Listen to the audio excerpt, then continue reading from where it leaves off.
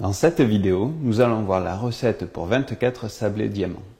Nous avons besoin de 150 g de beurre à pommade, 75 g de sucre glace, 2 jaunes d'œufs, 200 g de farine et pour la finition, nous avons besoin d'un œuf entier battu et de 150 g de sucre cristallisé. Après avoir préparé vos ingrédients sur votre plan de travail, vous allez pouvoir commencer à réaliser l'appareil. Nous allons tout d'abord par commencer à ramollir le beurre dans le cul de poule à l'aide d'une spatule.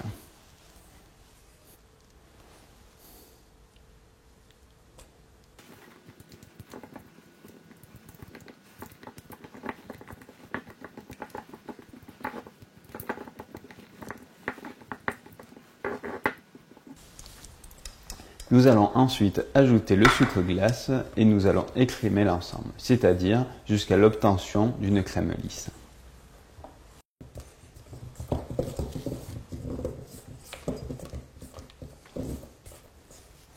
Une fois celle-ci réalisée, vous pouvez ajouter 2 jaunes d'œufs et l'extrait de vanille.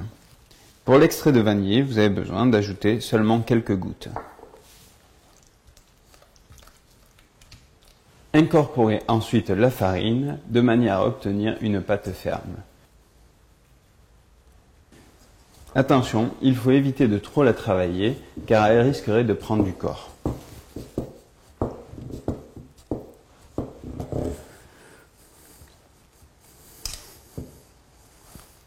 Vous allez maintenant rouler la pâte d'un papier sulfurisé de la forme d'un cylindre d'environ 4 cm de diamètre.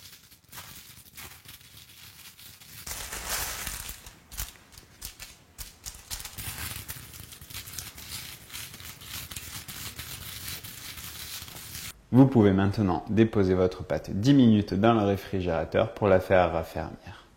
Maintenant que notre pâte est ferme, nous allons passer à la finition. Vous allez battre un œuf puis le verser dans une assiette plate.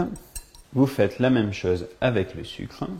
Vous passez le cylindre de pâte raffermi dans l'œuf battu, puis dans le sucre. Il ne vous reste plus qu'à tailler le cylindre en rondelles d'environ 5 mm d'épaisseur et les déposer sur du papier sulfurisé ou sur un support de cuisson en silicone. Nous allons maintenant mettre nos sablés à mi-hauteur dans notre four que nous avons préchauffé à 200 degrés. Cela fait maintenant 15 minutes que nos sablés sont au four. Ils sont dorés comme on le souhaite, donc nous allons maintenant les sortir. Vos sablés sont maintenant prêts. Vous pouvez soit les déguster chauds ou froids. Je vous souhaite un excellent goûter et à très bientôt sur Graines de Saveur. Graines de Saveur vous invite à laisser vos commentaires sur notre site internet ou notre Facebook.